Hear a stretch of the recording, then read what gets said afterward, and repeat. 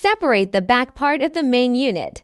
Then, peel off the double-sided tape on the main unit. Mount the main unit in the center of the rearview mirror. Okay. Now let's install the second part of the main unit. Next, attach the wiring harness.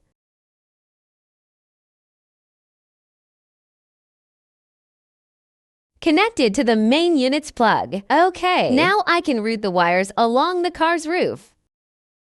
Detach the A-pillar here. Okay. Now I can route the wires inside. Alright, now let's reattach the A-pillar. Detach this plastic panel. There's a notch in this plastic panel. We can pry it open with a plastic tool. It's held by clips. Once pried open, we can remove this section. Then thread the wires through. Okay, now let's remove the glove box.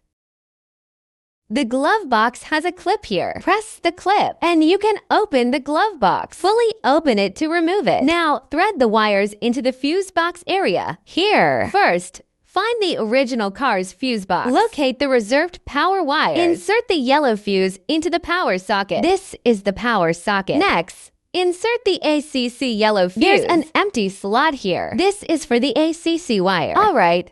Insert it. Now install the product's grounding wire. Loosen this screw here. Then attach the grounding wire. Tighten it. Alright, the product installation is complete. We can now reassemble everything. Reattach this panel.